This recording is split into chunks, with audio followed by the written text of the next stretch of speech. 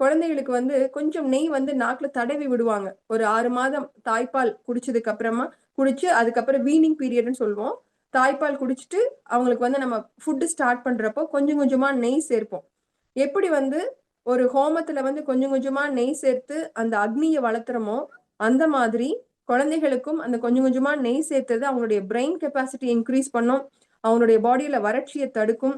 அதே மாதிரி குழந்தைக்கு வந்து நல்லா ஆயில் போட்டு மசாஜ் பண்ணுவாங்க. அந்த கை, கால் எல்லாத்தையும் உருவி விடுறதுன்னு சொல்லுவாங்க. நல்லா மசாஜ் பண்ணி தவள வச்சு குளிக்க வைப்பாங்க.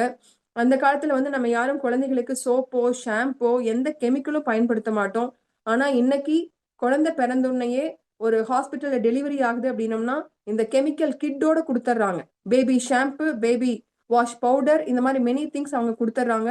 ஸோ இது எல்லாமே வந்து ஹைலி டாக்ஸிக். நம்ம குழந்தைகளுக்கு போடக்கூடிய பேபி பவுடர், இது வந்து பெரிய கெடுதலை ஏற்படுத்துது.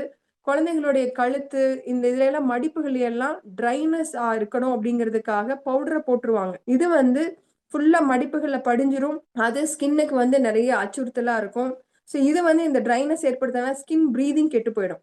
அதனால குழந்தைகளுக்கு நல்லா குளிப்பாட்டிட்டு, நல்லா வெயில் படுற மாதிரி உங்க குழந்தைகளுடைய உடல காமிங்க.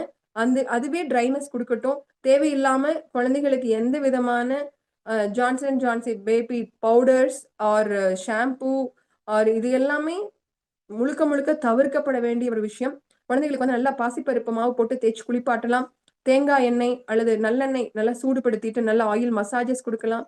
ஸோ இந்த விஷயங்கள வந்து கடைப்பிடிச்சு, குழந்தைகளிலிருந்தே அந்த ஆரோக்கியத்த பாதுகாத்துட்டு வந்தோம்னா தான், இந்த மாதிரி குழந்தைகளுக்கு வரக்கூடிய சர்க்கரை வியாதி, குழந்தைகளுக்கு வரக்கூடிய கிட்னி ப்ராப்ளம், குழந்தைகளுக்கு வரக்கூடிய கேன்சர் இதிலிருந்து எல்லாம் நம்ம பாதுகாக்க முடியும். பிரமிட் ஆன்மீக மன்ற இயக்கம் மற்றும் PMC தமிழ் வழங்கும் பிரம்மஸ்ரீ பத்ரிஜியின் தெய்வீக வழிகாட்டுதலுடன் கரூர் தியான மகா யக்ஞம் வரும் செப்டம்பர் 6, 7ஆம் தேதிகளில் நடைபெற உள்ளது. தியானம் நடைபெறும் இடம் சின்ன கொங்கு திருமண மண்டபம், கரூர். மேலும் விவரங்களுக்கு இங்கு கொடுக்கப்பட்டுள்ள எண்ணை தொடர்பு கொள்ளவும். அனுமதி இலவசம். அனைவரையும் அன்புடன் கரூர் தியான மகா யக்ஞத்திற்கு அழைக்கிறோம்.